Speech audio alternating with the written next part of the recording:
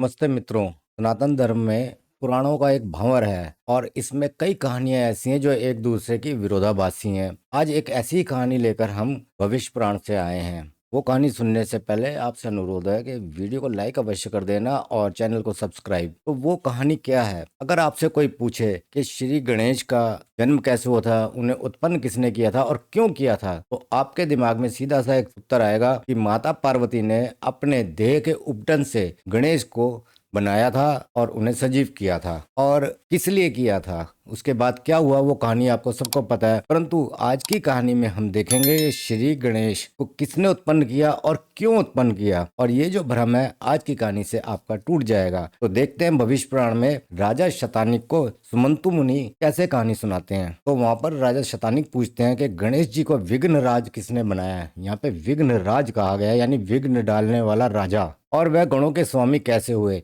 ये आप वर्णन करें। राजा के इस प्रश्न को सुनकर सुमंतु मुनि ने कहा, हे राजन, तुमने अत्युत्तम बात पूछी, उसका हम वर्णन करते हैं। पूर्व काल में प्रजा के सब काम निर्विघ्न सिद्ध हो जाते थे। इसलिए जब प्रजा का बहुत अहंकार बढ़ा, तब ब्रह्मा जी के कहने से प्रजा कार्य में विघ्न करने के लिए शिव जी ने गणेश जी को उत्पन्न किया। तो यहाँ पर दो बातें आपकी धारणा के विपरीत आती हैं कि गणेश जो हैं वो विघ्न खत्म करने के लिए नहीं, विघ्न डालने के लिए उत्पन्न हुए, और माता पार्वती द्वारा उत्पन्न नहीं किए गए थे, बल्कि शिवजी द्वारा उत्पन्न किए गए थे। तब से गणेश जी के अनुग्रह बिना किसी का कार्य निर्विघ्न सिद्ध नहीं होता। इसी से विघ्न राज कहलाए। अब जिस पुरुष पर गणपति का कोप हो, उसके लक्षण सुन लो। वह स्वप्न में तेल में स्नान करता है, नंगे व मुंडे सिर के पुरुषों को देखता है, यानी ये सब सपने में देख रहा है वो व्यक्ति जिस पर गणेश जी का कोप है। क्रव्याद अर्थात मांस खाने वाले सिंह, व्याघ्र आदि जीवों पर चढ़ता है। चांडाल, गधे, ऊंट आदि के बीच बैठता है। ऊंट पर चढ़कर काशाय वस्त्र पहने पुरुषों से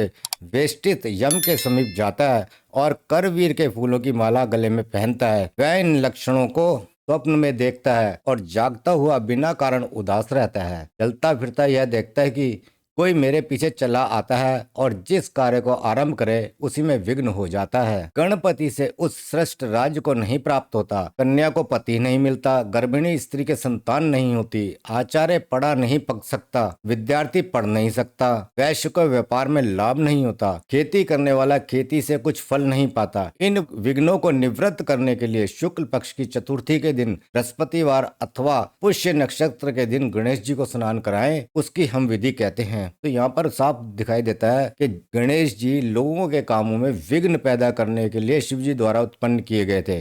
और जब वो विघ्न डालते हैं जिसके भी काम में, तो उसको इस प्रकार के स्वप्न आते हैं, और उन विघ्नों को दूर करने के लिए गणेश जी की पूजा करनी चाहिए। बहुत विचित्र बात है, पहले तो एक ऐसे देवता को जन्म दिया जाता है जो विघ्न पैदा करेगा, और फिर उसकी कृपा के बिना विघ्न दूर नहीं होंगे, अतः उसकी पूजा करो।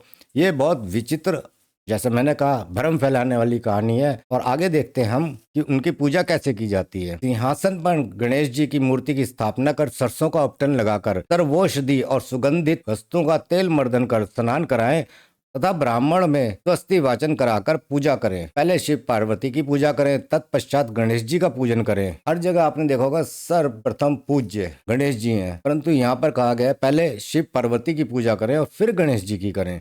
इसके पश्चात कार्तिकेय, बृहस्पति, बुध और राहु की भी पूजा करें। जल के 4 कलश मंगाकर उनमें घोड़ों के स्थान की, हाथियों के स्थान की, वल्मीक की, नदियों के संगम की और सरोवर की मृत्तिका डालें तथा गूगल और गोरोचन आदि द्रव्य और सुगंधित पदार्थ उस जल में मिलाकर लाल वृषभ के चर्म के ऊपर, लाल वृषभ यानी लाल रंग का जो बैल है उसकी खाल के ऊपर सिंहासन सहित विराज गणेश जी को इस मंत्रों से पूर्वोक्त जल से स्नान कराएं। स्नान के मंत्र ये हैं। सहस्त्राक्षम शतधारम ऋषिभिम पावनम कृतम तेन त्वाभिमिषि पंचामी पावमान्य पुनन्तु ते भगम ते वरुणो राजा भगम सूर्य बृहस्पति भगमिन्द्रश्च वायुश्च भगम सप्तर्षियो दधु यत्ते केशेषु दौर्भाग्यम सीमन्ते यच्च मूर्धन्यि ललाटे कर्णयोरक्षणो पस्तधन्तु ते सदा।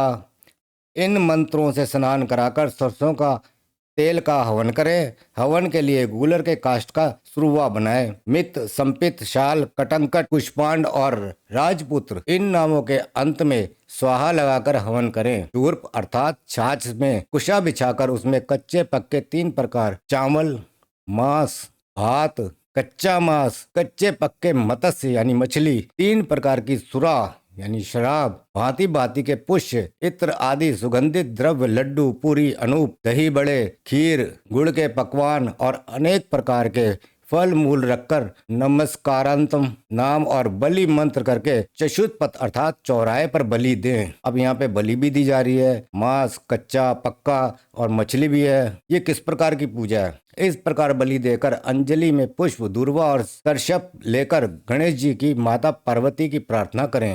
रूपम देहि यशो देवी भगवती देहि मे पुत्रों देहि धनम देहि सर्वकान्माश्चम देहि मे अचला बुद्धिम में देहि धरायाम ख्याति में वच। इस मंत्र से भगवती की प्रार्थना कर ब्राह्मणों को भोजन कराकर 2 वस्त्र और कुछ दक्षिणा गुरु को समर्पण करें। इस विधि से गणेश जी और ग्रहों की पूजा करें तो सब काम निर्विघ्न होंगे और लक्ष्मी मिलेगी। पूरे गणेश और कार्तिकेय की पूजा करने से सदा विघ्न निवृत्त होते हैं। तो यहाँ पर गणेश जी के द्वारा उत्पन्न किए गए विघ्नों को दूर करने के लिए गणेश जी की ही पूजा करने की विधि बताई जा रही है। और एक और धारणा का खंडन होता है यहाँ पर कि पूजा के अंदर मांस, मदिरा वगैरह नहीं होते हैं, जबकि यहाँ भविष्य पुराण में बताया जा रहा है कि गणेश जी की पूजा में कच्चा पक्का मांस और मदिरा दोनों चीजें हैं। वीडियो को अंत तक देखने के लिए आपका बहुत बहुत धन्यवाद। नमस्कार।